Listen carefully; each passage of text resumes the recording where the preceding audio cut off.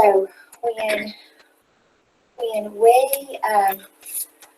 I know I emailed you guys all of this ahead of time to kind of try to look at, and I've given us an agenda today that I'm gonna try to follow because I don't want you to think you're here on your time, and I appreciate y'all doing that. I don't want to take too much of your day, but I think we know, like we've talked about, what we've got to do with the Literacy Act that's coming, and the first graders that didn't get to complete their last 9 weeks of school. You guys did a great job online, but there's no replacement for that face-to-face.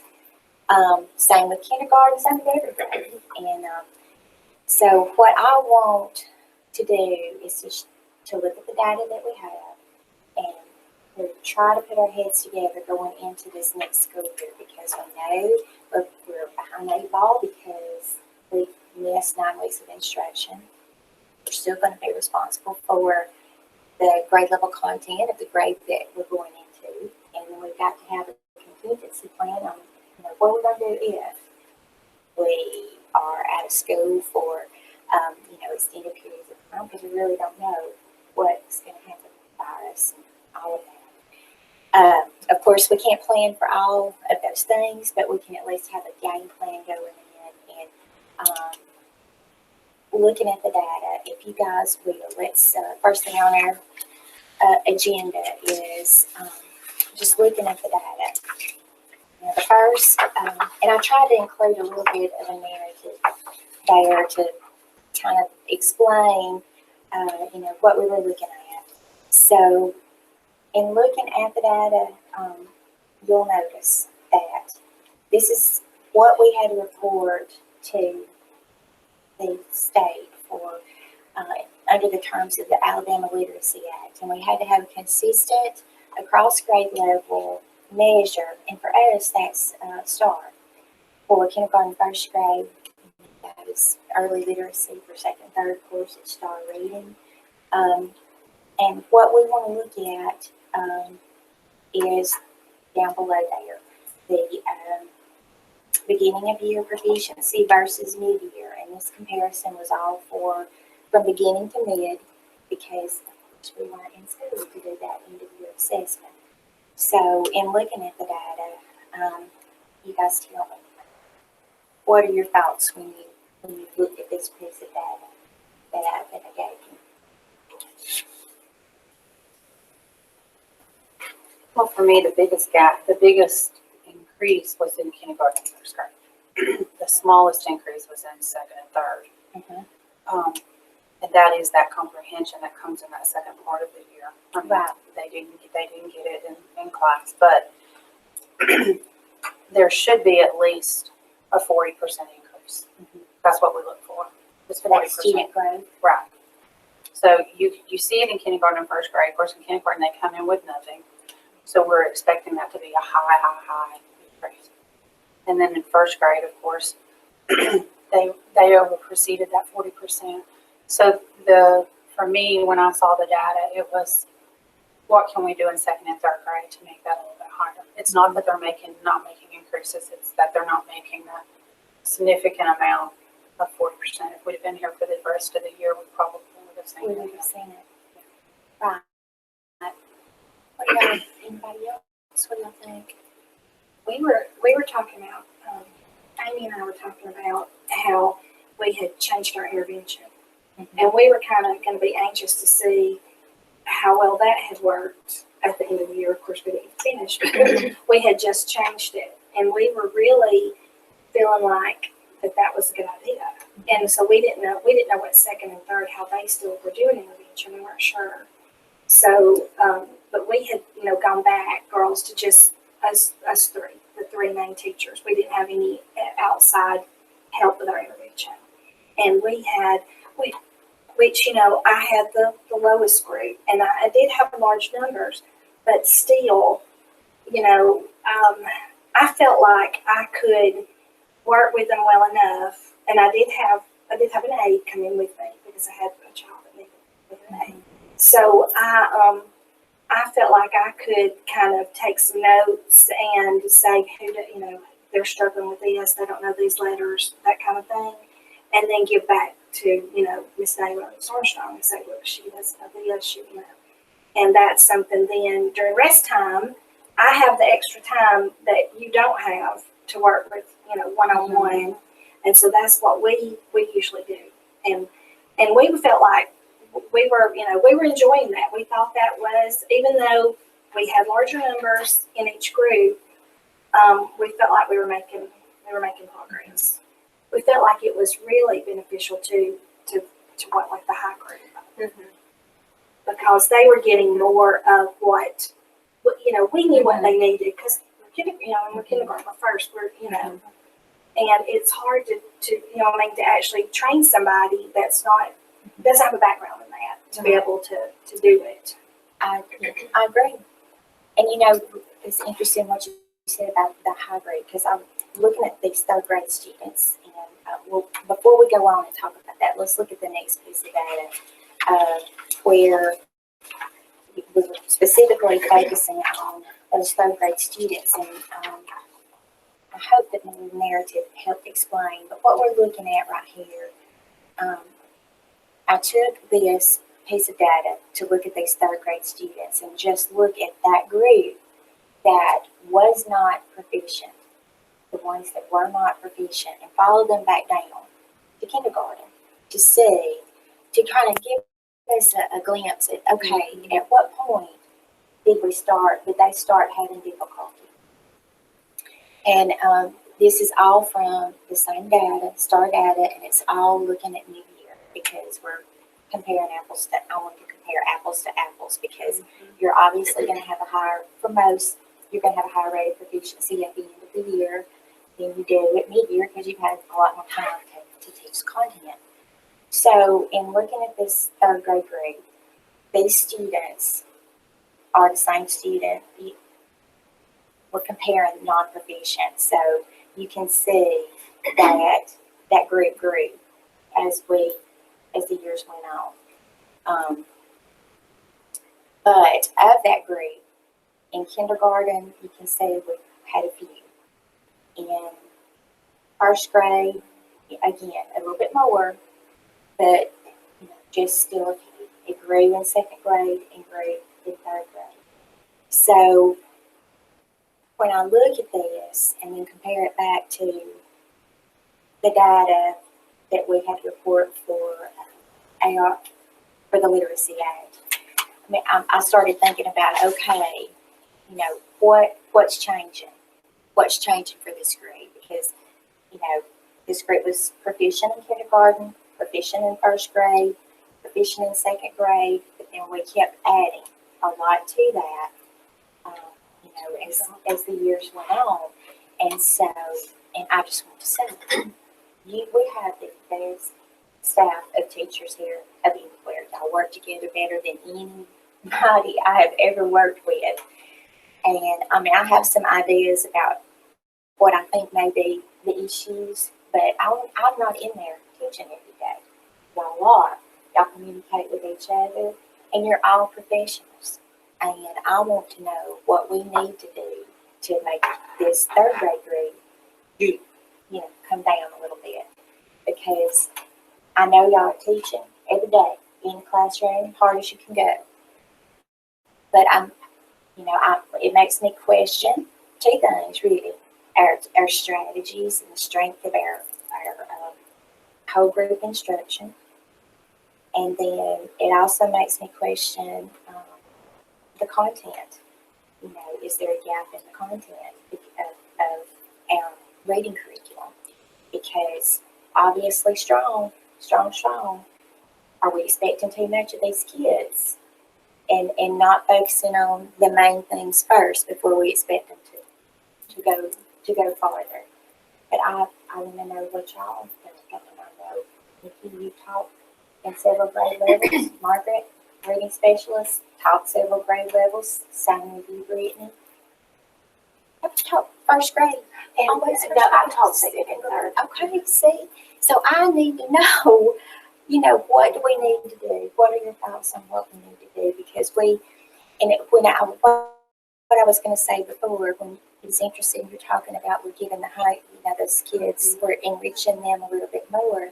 Well, I know from looking at growth reports that you're going to see the highest growth in our lowest kids. Yes, And yes. that was the reason behind, part of the reason that we did the grouping, Mm-hmm. because that's been my concern for years and years. We do everything we can to reach Mm-hmm. the lower ones, and for years I felt like that those higher level kids got left behind, and we were not. They were just sort of staying here Mm-hmm. instead of getting pushed up. So then, and I had the higher group because Hannah had gone to the OG. She was the first one of us, and we felt like the lower ones, we needed to start them with that routine. And so we let her do that. And then Megan had the middle, and I had the high. So I started with some nonfiction passages and some comprehension strategies because they were already really good readers. But we needed to get them to be able to see some different things. And we know that those nonfiction, that's a good place for them to start because they don't see a lot of that in what we read, just every now and then.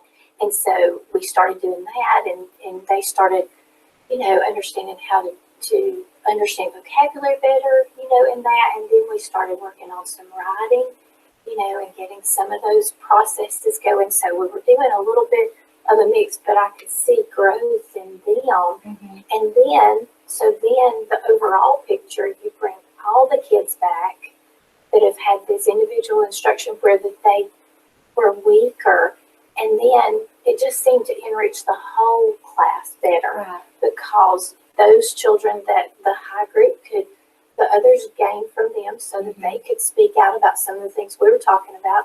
Then you had the lower group a little bit more confident in some of their phonics strategies because we were really meeting their needs with some of those new strategies we were learning. So it seemed like everybody was coming back to the table after intervention a little bit more positive in their learning, and they felt a little bit better about themselves. So then when we did the whole group, we just felt like that they got more, they gained more, and we saw just overall, they were reading better, the lower group, and then the upper group was progressing.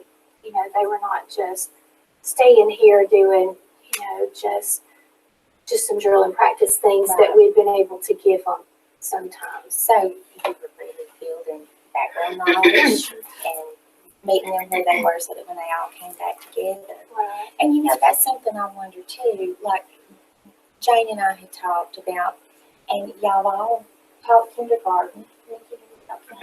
Well, you taught intervention in Yes, kindergarten. intervention. And you know that when they come, we've got so many that are environmentally deprived, we've got some that can read already.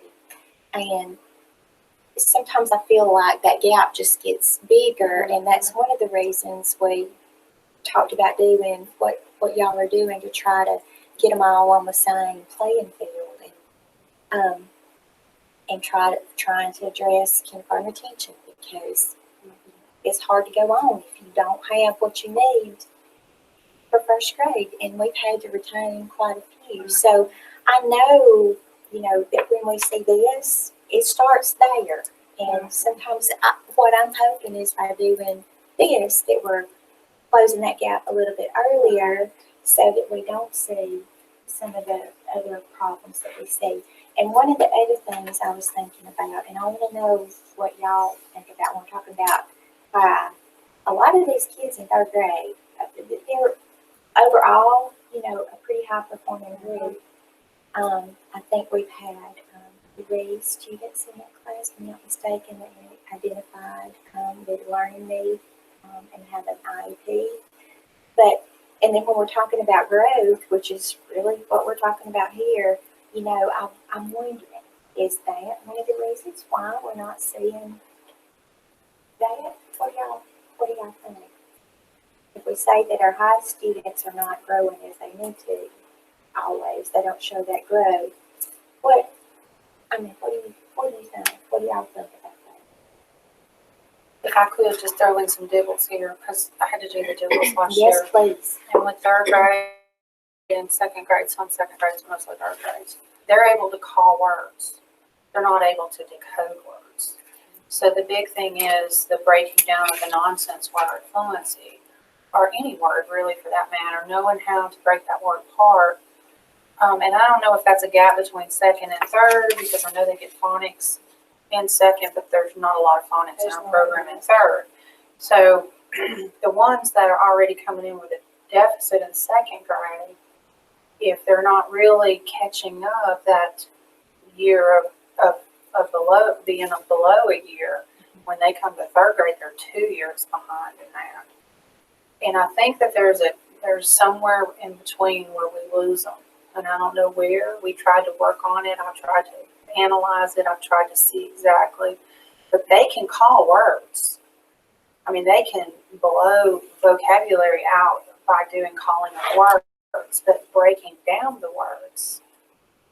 Some of your highest students that are reading 100 and something words a minute are only getting like 10 non-word fluency. You see what I'm saying? Mm-hmm. Nonsense word fluency. Right. So I feel like it's not the main problem, but I feel like that is a problem, because once they get to third grade, those passages get really, really hard with the multisyllabic words. Breaking apart those major, I mean, they've got to know, they got to know word parts, not just how to break a syllable apart, but the word parts when they get into that, so it's more and more pains and stuff like that. But I really felt like that was a big thing. I know we added more explicit phonics instruction in second grade. They started doing the explicit phonics and lessons and really working with them in phonics, and that was helping, because the more I would do the dibbles, the more I would see a better score on those ones that were I doing pulled well. some explicit I just had to find some explicit phonics for us because of some patterns I had seen in my students, and just to see if it would help them. But we really had to put that in since Christmas. Yeah. So I didn't get So a we didn't get a big lot of chance time to to do see. it. I didn't really understand. I was learning all year, every day. Of course you were. And I came across that I felt like they needed, our curriculum just didn't have much fun.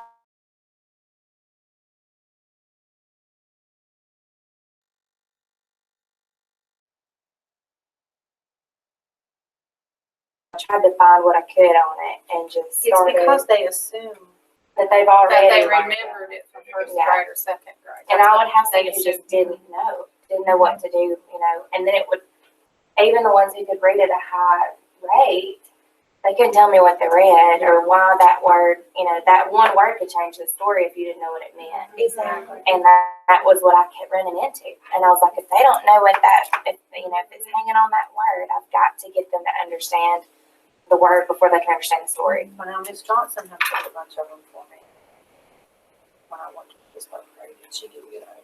No, I had asked her about some, and she said she was the grade that maybe that she was going to work with.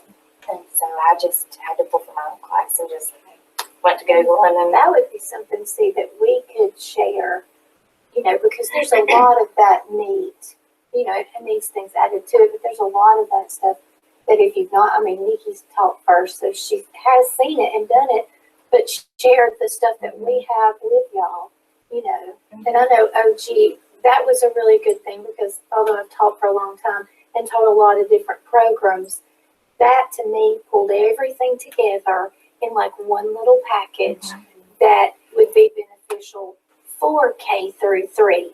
Because while it was a lot of the stuff we were doing maybe a little bit different way or under a little different name or something, it would be something across the board. Because too, one thing that we did work on, phonics still with their high group, we did that on Monday and Tuesday. And because I said I was concerned, because my children, that Sarah, Ashley, Mary, Emily, I saw what they did when they were in intervention, and I knew what they needed. Well, I was the mother, so I could do that at home and help them. But these kids, their parents expect us to get them to where and if they're very smart, the parents don't see that they're very smart, but they still need those multi-syllabic words, being able to, decode those, and a lot of those, maybe they're at a point that were in my group. So we still worked on the phonics because even though they are at this high level, they're not proficient yet with every single Yeah. thing. They're not, and so that's why I kept Monday and Tuesday reserved, and we just really went over all of that. And then the other days we would filter in, but still tie in some of the spellings and all that we were working on. Right. So we could even share, what we Okay. know because And sometimes I First, worry about my because- vocabulary. I want us to be, like, if you describe I it a do certain too, way, and then right. second grade does it a certain way, I don't want them to go, oh, she's teaching a completely different way. Right. Because I don't know how y'all, you know what I mean? Well, and see, I've always Especially in phonics. years ago when just when I first came here, and when the girls were going through, I would see the way that their teachers said things, and so I would go back and say, okay, guys, I know that when you get to second or you get to third grade, this is the way that you're going to hear it. So we're going to say it this way. So even math terms and things like that. Right. I want you to understand that this is the way that you're going to hear it. Exactly. So I'm going to start saying it like that. So when you hear it in third grade, you're going to go, oh, I already heard that in first grade. So We talked about It's that such yes, that's a good idea because we all know what we're talking about, but the kids, I can see where they would think it's a brand new thing. I had a few, and it seems like you see it more, and maybe it's just that I'm more aware, but like you see more students with anxiety and things like that. And if they think they're approaching something they don't know, I had some this year that would just start claiming up, and they knew it. It was just I was maybe saying it different or wording it a little different, or I had to get them to understand you've done this before. We're going to look at it a little different, and so. If we're on the same, if it sounds familiar to them, they don't start closing up on you right away. If we're all on the same. That's what Amy and I, we were talking about that our ability just to collaborate and talk about, you know what I mean? Like, Yeah. I mean, and you talk kindergarten with us, if we had somebody and we had tried all these strategies with them and we still weren't seeing any results, then, I just go to another teacher and say, look, I've done this and this, what do you think? You know what I mean? Yeah. Can you think something else I've tried? It's Just crucial. to help each other and we were talking about, we enjoyed those vertical meetings that we had and getting to talk to the next grade and getting to say, oh, so that's what y'all do. And we do, like, Pam and I have always, like, gone to Amy and said, now, how do you call these word families, or do you call it something else, or Right. just so that we would be saying what they were going to be hearing the next year too. Especially at the end of the year. Especially Yes, closer to Yeah. when they're going to be Yes. coming out. And like if they had a concept and they're like, this is really hard, I'm not really sure that we need to, push this Right. home, then, we could say no, because we know that they'll get that at this Yes. point. Just introduce it so they see it, and then this is our job to drive this home because this is, don't spend a lot of the time. developmental Right. level plays Spend a time on huge something. part. Yeah. They're just, you can't give them more than they're ready for. And that's what's wrong with our program. Our That's program, right, exactly. our program wants you to spend all this time on this, Right. but it's not a foundational skill that they need for that grade. Because they're going to get that in depth the next grade, and that's where we have to really find out: do I really need to spend a lot of time on this, or can I spend more time on that? Can I just introduce this, even though it says 25 minutes in the book? I'm going to spend 5. Exactly. Right, Exactly. right. But when we were, No, Yeah. y'all have Yeah. all the but answers. that is true, because when the program came in, from the top down, they were so heavy about what number that said in the book. Yeah. So a lot of people, and I'm not a rebel, but I knew that wasn't right, and so I ruffled feathers and said, I'm sorry, that's not gonna cut it. But a lot of people, not really probably here, but a lot of teachers, as we talked, they were like trying to stick to that. That's what and I they was were trying to do. wasting The first of this And year, see, I was right. doing that, and there was something. Oh, it was when we got the list of our standards for each grade, and I got to really looking about some of the standards that were on there. It would say we were kind of introducing, See, and I was right. spending half of my lesson on Right. it because And that's some some of them things weren't might ready. say you're only going to spend 5 minutes on this, but yet you need to spend 20. Yes. That's See, right. that's what gets me, because especially that third grade book is My so book was messed so up. deceitful. Yeah. This book is just not the I Bible. set up in days and it's set up in, you know, Yeah, units, but right. this one you have to flip back and forth, You're in going back and and out, forth. spellings in the back, but everything else, it's just really confusing. I don't understand why they did that to y'all. I guess they thought y'all were superpowered. Y'all could figure it out, but that it's very confusing. But some things, especially in third grade with phonics, they only have them doing like a 5-minute thing for spelling and for grammar and for something else. But you really need to be concentrating on that, especially on Mondays and Tuesdays, That's or what I whatever started day you with. introduce that. You really need to be spending 20 minutes on that, or, you know, and That's what I really built it in drilling my it small home. groups. Well, and that's did what, it. that's what we tell Reading too in kindergarten, like oral vocabulary, you would have you spend, I was like, look, they don't even know. Don't you mean 5 minutes, tell them what the word is, move on, you know, and like, if you have a group that, you know, in kindergarten, if you have a group that's very hyper and wants to move around a lot, you need to just hit it with phonics right off, you know, with Yeah. the phonemic awareness and the phonics, just start with that, Right, yeah. because you lose, sometimes if you spend too much time Exactly. on the other things, you lose them before you get to Before you get to the main. really, you know.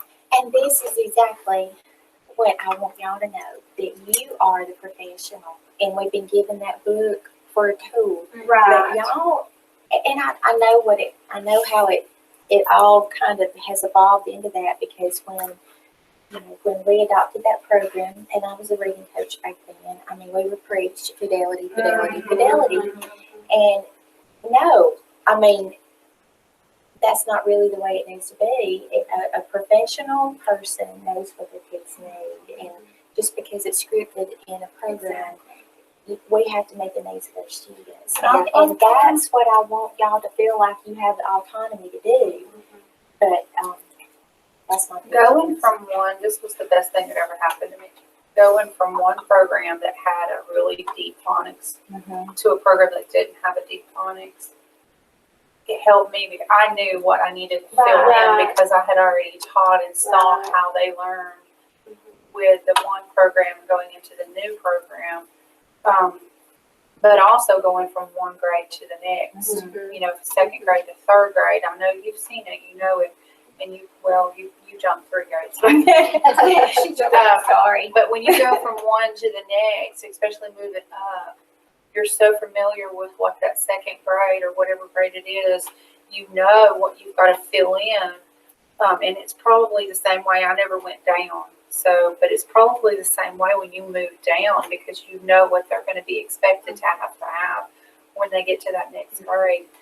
But our program doesn't even say tell them it's a CVC word.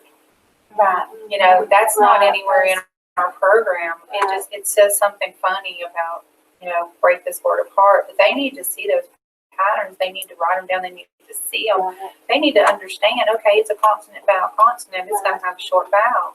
You know, so with my training, I can go in and say that they need to hear this. They need to see this. And, you know, just write it on your book that you're going to say CVC word.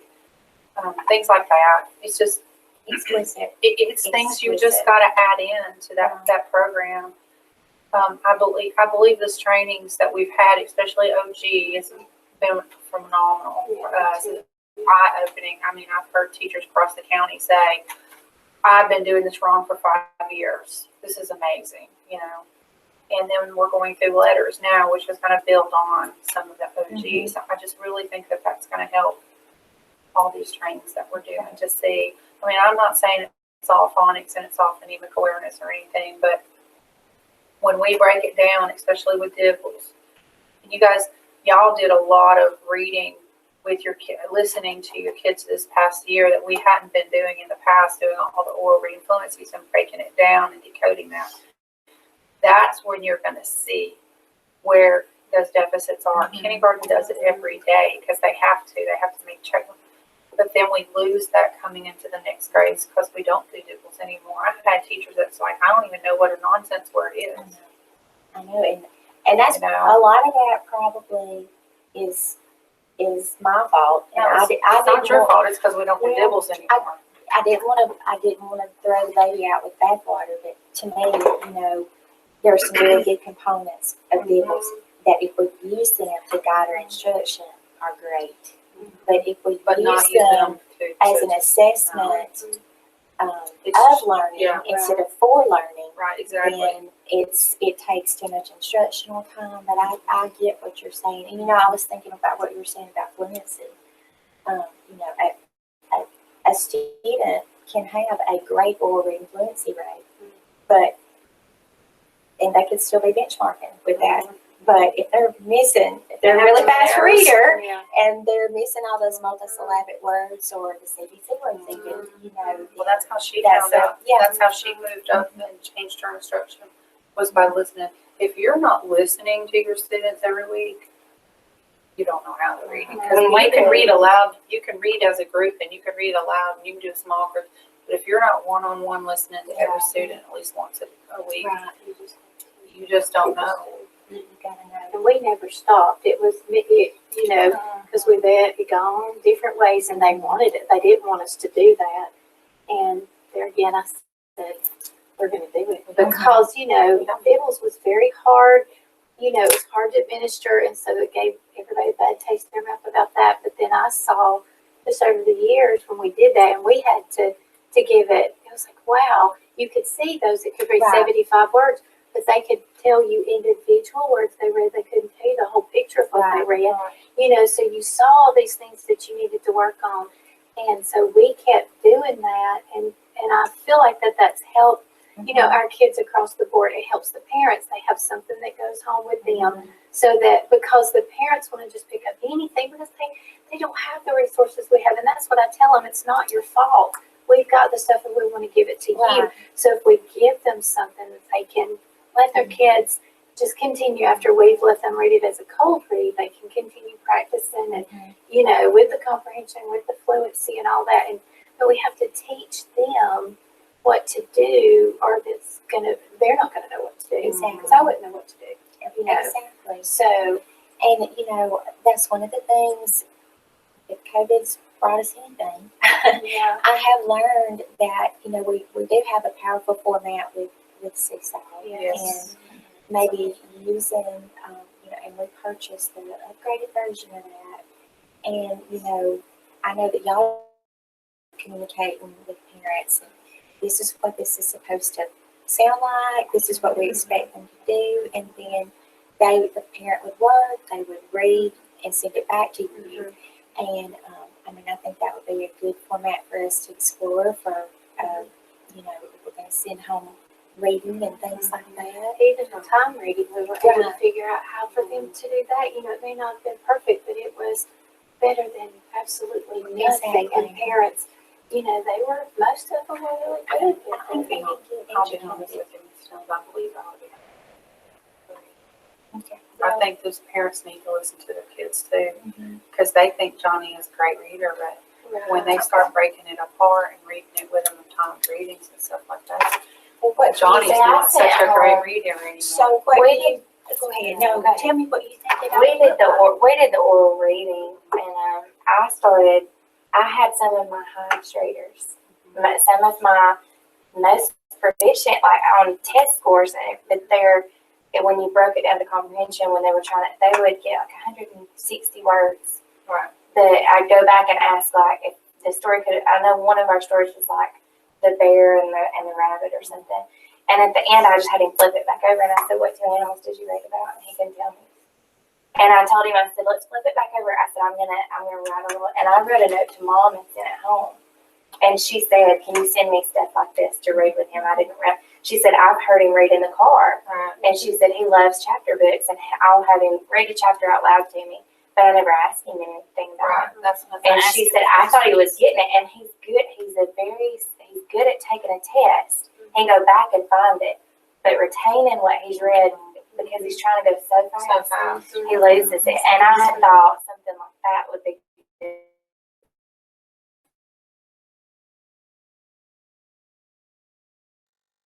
Two questions. Did I give you a read, Jill? No. And I even started saying that. I said that so much in that high group. I said, guys, we are not. I They know try to a be lot so of you are fast. really good readers, and you're already They in are. chapter books, and you're already this. I said, it is not about how fast you can read, and I said that It was every slowing single him day. down. I had just started that since maybe it was when I had started more of the explicit phonics that I found. Mhm. And I was excited to see how their test scores changed because I could tell their tests, it just like on those, they always, were passing or meeting the goal. I always wanted them to hit like 80% on a standard or something. But it was crazy how their scores were coming up on everything in science and social studies. And it was, I had gotten to where if I asked him that question and he couldn't tell me, then I'd pick a different one and have him slow down. I'd say, okay, no, we're going to slow down. Don't try to go as fast as you can. And then I'd have him flip it over and he could answer a question, answer it. It was just, he felt like he needed to go as fast as he could. That's part of that. Speed, That right. question 21 that we have where they have to go back in the story. Well, when they're reading it so fast, they're not retaining the information to be able to write the answer for it. Yeah, that deeper I had some that thinking. would go back and find it, but then they would just write exactly what was on the paper. They couldn't do it just from what they retained. That's where rereading comes in too. If you let them read the story one day and then give the test the next day, the writing part of the test the next day. They've read it once, but now they've got to read it again. Are we still, doing the close reading strategies and things? Y'all been doing that with them? That's the rereading. That's the finding evidence. That's the stopping in the middle of a paragraph. You do that when you do your anthology. Right. We do. Well, the anthology has gotten to where it's so long. Their stories are so long in the anthology that it's really hard to teach the close reading and get everything else. Right. That's a problem too. But you can use the close reading strategies with any of, especially like a small passage. You can take a small passage and have a 45-minute lesson with that, just using. Right. Your term practice has a passage in there. And I would usually make them get the crayons and go back in the story and find the answer, and they would highlight color code. That's what we called it. Color coding. Well, we have kind of moved through everything on this agenda, but before, there's two things. We've done a lot of brainstorming, and y'all come up with some good ideas. And so I want to know two things. I want us to kind of recap the things that we talked about that you think we could do. And I want y'all to tell me how I can support you in doing them, whether it be time or, I want to do whatever, because I know y'all have an awesome responsibility, and I know you have a classroom full of kids at all different levels. I know it's a lot, but I want to know, I just want us to kind of recap some of the things we talked about. I made some notes when we were talking about practices that are helpful, things to consider to do, things to make it better, and I'm going to consider those our next steps and how we need to get those implemented. I need y'all to tell me what's going to be most helpful and how we need to do that. We'll try to, I know y'all have things to do today. So a few of the things that I wrote down as we were talking, we think that a huge problem is a gap in phonics. And y'all said, Phonemic awareness really great phonics. okay, phonemic awareness, and then phonics. Y'all were talking about the explicit phonics lessons, including that. And then y'all also said the language that you use to describe things. Well, y'all tell me how do we do that? I mean, If everybody's doing OG, communicate. then you're on the right page. Everybody's going to be saying Is third grade going to do OG? same thing. eventually, right? Okay. Right I now, thought we it's just first, but until it could be 2 more school years before we get everybody trained. So, what in the meantime can we? How do we do that? Well, if we all met together, just K through 3, based to start with, because this is where we're trying to get to, and just sort of have these discussions, like we bring our reading book and show Brittany what it looks like, what some of the phonics activities and things that we do, and then we all just say, the different parts. Do we make sure we give them the CBC? Do we say that? And then with you having been trained in OG, and then all 3 of us, there are parts of it that we could share Mhm. and let everybody know about, you wouldn't have to know everything because that's overwhelming for us to, you really do need that whole entire week. But Yeah, I tried so to. Yeah. It's really hard. We tried really hard with her. I feel like it's a treasure that we don't need to just have in our classroom with this being so, because, and it's stuff like, I know when you and Pam hear it, you're gonna say, okay, we do that, or we've already seen, a lot of it is just all of us, maybe having, because we could get enough cards, I mean, for everybody to have the cards and show everybody parts of it, that we could do, and parts that y'all could do. Some of the main things, like how to break apart those multisyllabic words, was huge. Open and closed syllables, making it all like, oh my gosh, this makes, because as we're teaching that, it was like, oh God, they're not going to get the way that this vocabulary is coming out. It's just strange to us because we weren't taught with that. But then when he did it and we did it, we're like, oh, that's so easy. Yeah. And so just sharing those kind of things, and then what our instruction looks like, and all of us talking together, then probably and maybe not just one time, almost like that AMSTI thing that we did. Yeah. We did that over a 2-year period. That made me a better math teacher because it was K through, I think it was like K through 2. Broke apart the standards. We all the We standards. did, and looked at and we had, Jane Ellen would say, okay, so what do we need to make sure that our kids have really good when they come to you, and so, I mean, we learned a ton over if we did professional development days. 2 years. It was 2 whole years and it was long, but But it helped. but I see that I can teach math better because of that, and I feel better about sending my kids because I know what that I need to make sure they understand and how to understand it by the time they get to them. Right. So what I'm hearing you say is that we're gonna, if we took the standards, Yes. we took our tool, Yes. our curriculum, and we looked at everybody's piece in that picture. And then if we start with that, then that's gonna help us determine, like you were talking about, Brittany, what we need to spend on, what we don't need to spend as much time on. Right. And if we could meet once a month or once every 6 weeks or something. And that's it what we did changes. with AMSTI. It- Like, yeah. And we Things we change. wrote that book that you gave, that you had a copy of. Oh, yeah. That's amazing. And I use that I Yeah, use it all me the too. time. See, in phonemic awareness, see that 2nd and 3rd grade, it's not in there. Well, it's a little bit in y'all, but it's in that explicit, it's in the explicit phonics lesson. If you leave that phonemic awareness piece out of your lesson, they're not hearing the sounds. It's very important for a student to be able to hear before they read. And we leave that part out in the books. And so you got, I'm not saying anything against the colleges because they do the best they can, especially now that Kathy's up there, but we have to know when a program is lacking something, and we have to know, okay, we've got to add this in.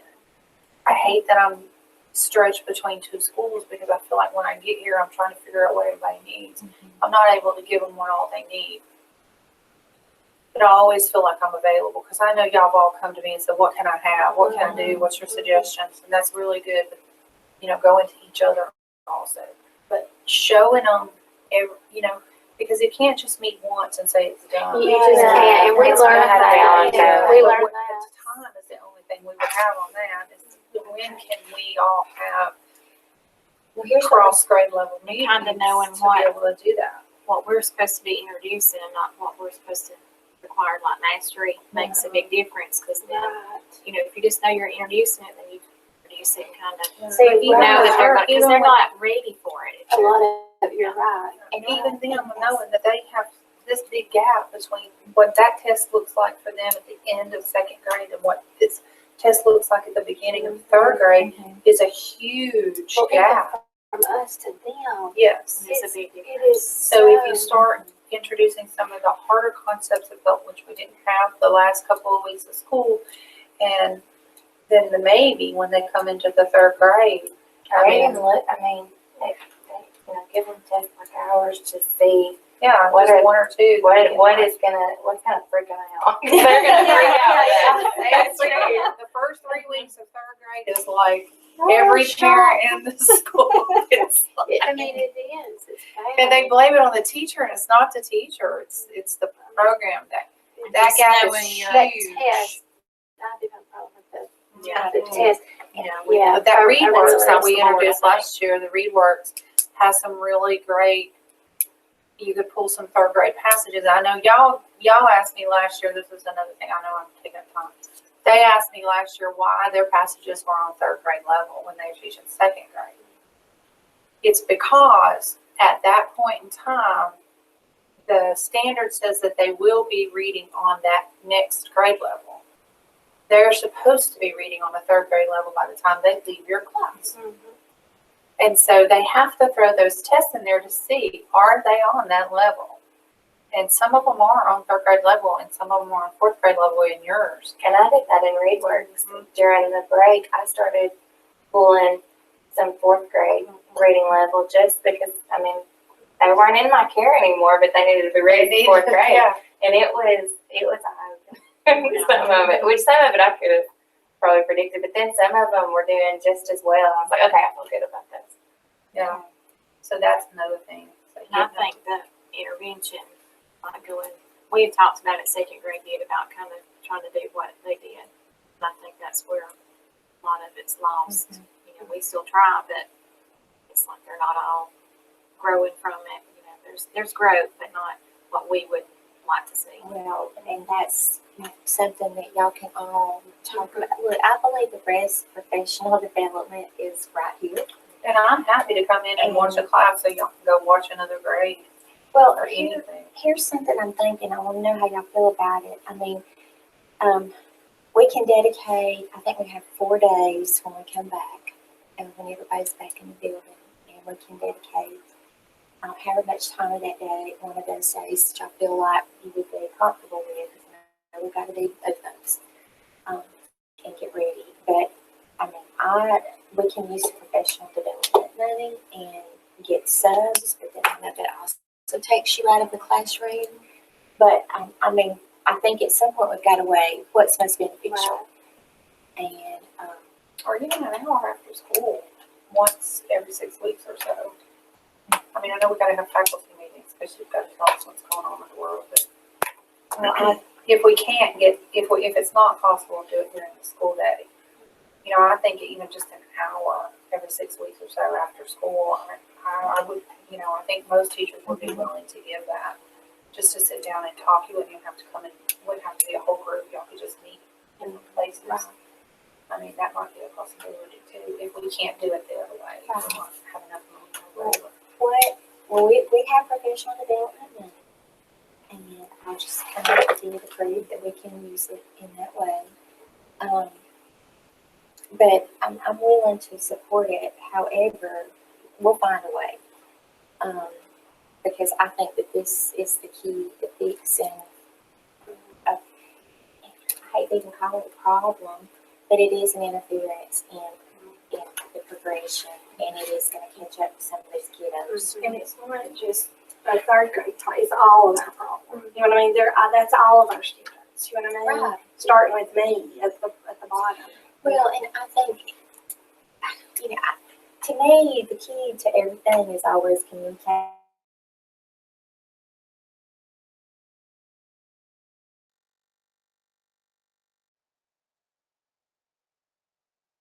As best we can. There's a lot, y'all think about things that never even crossed my mind, and y'all are best problem solvers. So, what I want y'all to do, I mean, I think we've agreed that we need to get together, get on the same page. So, I want y'all to tell me what that needs to look like, and it can begin on one of our in-service days. I know that we're going to have some of those days because the central office has promised not to take those. Because we got stuff we got to do. Folks. It gets 4 days, we can't get a room. I know, and I know that's something that you have to do too. Of course, I also know y'all. I know Nikki's already got hers ready to go. Like she already got yours ready to go. Standards for this. But, you know, we got to find out about all that. We got a meeting on Monday with Dr. Cosby, so I hope to know more. And I I didn't put anything out there because I didn't come away with a whole lot of answers from that first meeting. So, but anyway, so let's start with that. We know we'll meet that day, and then y'all talk about it, and y'all tell me how often and how and in what ways you want to do it, and because that's where y'all know how you're going to work best together, and I want to be respectful of your time and how you want to do it, and I'll do whatever we need to give you that time to work together. I also like the grade levels that let me come once a month or so and meet with them. I know I did with first grade a lot, third grade, just me coming in and meeting with them and knowing what was going on, me being out of the school so much. So if y'all could also allow me to be included in that, that would help me know where I need to help, not where I Yeah, am. it really comes to like Amber did, for us, she came and, that way, we take our standards, everybody takes them, and just started the talk like we did, and compare across the board how, what they start with, and how does that look in first grade, how does it look, at each grade. That idea. And then that way we see how it needs to progress, and then and that's why it was good for it being a long period of time. I feel like because we didn't take too much at one time, it was just Yeah, like we just pick one or two it was standards just at one a thing time. at a time, and then you really see how that's gonna carry through, and get whatever that we made things that we felt like would help us, and we got highlighted in our manuals and added things that we felt like we needed for math, and then the next time we went, we talked about how that was working, and then over the 2-year period, we were able to see, did it work when they came into you? Did you feel like because we had done this, could they add within 10s pretty good when they got to you better than they had before because we had done it, we had tried to do to get them ready for that. Correct thing. Yeah. Oh, I know. That's why we did, and honey, I love those things. Those we do. I love them. Well, that's the thing. I want what we do to be meaningful, and and I know this is an ongoing process. I think, are starting at a good time, because we've got some time with the accountability factor for the Literacy Act with these first graders going into second grade that will be third graders, and unless something changes, those are the ones that this is going to affect, and there is nothing more powerful in a classroom than y'all. Nothing. The program, whatever, it is just a tool. And I think it is. I think everything we talked about today has reinforced that. And sometimes in education, the powers that be get hung up on the program. Well, the program is written by people that we don't know. They don't know our situation or the kids in our classroom, and no one program is going to fix everything. The professional in the classroom is going to be the one to do that. And I trust y'all to do that. My kids are changing. Yes, they are. The way that they learn is so. It is. And that's another thing that she was saying about the manipulatives in math. It's so easy with math because you can say, well, I'm going to use these, or I'm going to use these to help the kids, or I'm going to pull these out and I'll let them manipulate with that. But with reading, we draw a blank when it comes to manipulatives. We just think that screen up there and what it says on that screen, throwing out that PowerPoint, they're going to get it. Not anymore, not these days. These kids' brains are going 15 times faster because of the stimulation that they get for electronics. I hate to say it, but I've seen it with my own grandkids. I saw it when we were on vacation. Little bitty baby, only 6 months old.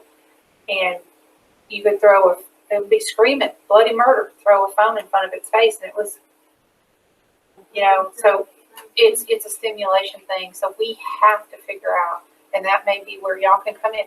We use these manipulatives. We allow them to move around the cards, or we allow them. I know Nikki does a lot of manipulatives in her classroom. But that's the thing we need to share with our other cohorts. I try to go in and at least model one thing. Sometimes I didn't even get to third grade this year. I don't even think I got to third grade. I was in Michelle's room several times. but I never got to really work with third grade on manipulatives and changing things and going. But I want to make that my goal, to be able to at least model some manipulatives and reading for them to know kids have got to be able to multi-sensory learn. They are not going to be able to just listen. Some of them can, but not the majority of them. Some, they're not going to be able to just read. But some of them can, but the majority can't. You're going to have to add everything for them. Especially today, it's just blows my mind the way that these kids learn these days. Oh, I know. It's a whole new way of thinking. They change so much the way that they teach because of the way the kids are coming in. And that's where we say, I got behavior problems, but when you keep them engaged in the multi-sensory, you have less behavior problems. You can see right away too, with like those letter tiles and those things. It amazes me how some of them that really, they would surprise me when they could make a word. Right. You know what I mean? Or I would just tell them to make a word, you know what I mean? Or I would give them, and they would really surprise me, some of them. Right. But then you could see right off who could not. Who could not. And what you were going to have to do to, to help them. I think y'all do a great job. You do a great job, and I appreciate everything you do. I think we've got a good plan. Our next step is going to be how do they thinking, and we're going to set aside a day of our in-service to get this ball rolling. And y'all be thinking about how it can look. I mean, to try to plan it after school. I try to be respectful of your time, and that's why we don't have very many faculty meetings, only if we have to, because I know everybody's got stuff. We can maybe do a combination of both, but y'all are going to be the architects of what you need that plan to look like. And the first thing would be to get with them and see how they do that. Very interested in that. And I know, maybe even third grade too. Yeah, and we could just maybe we start with that. So that, because we're planning on getting started, right, right out of the gate and to get that started. And of course, I don't know how COVID's going to affect us changing moving, Right. but I can tell you this, we're going to find a way. And I'll just roll this disclaimer out here. This is probably going to be the hardest year we've ever had to Right. And I don't mean that in a negative way. I mean, we just need to resign ourselves to the fact it's going to be a difficult year. But we're going to be positive, and we're going to keep moving in the right direction. We can't, these kids are still, they're going to be looking after us one day, y'all. That's what I keep telling myself. They're going to be looking after us. So it's going to be a difficult year, but we're going to be positive, and I'm here to support you. However, just tell me what it needs to look like, what y'all need. But I appreciate y'all, because that has helped me really think about teaching the standards, laying them out there, and then that's going to help you to know how much time you need to spend on whatever, what phonemic awareness or phonics, or, and same thing with second grade. So I appreciate you. Getting started with that standard sheet that you had us do would be also a great thing, because that I had so many teachers tell me, oh, I'm so glad we did that. I'm so glad we had that. This has helped me see, so I would say get that out first thing and start. We're responsible for teaching the standards on the program. Exactly. And so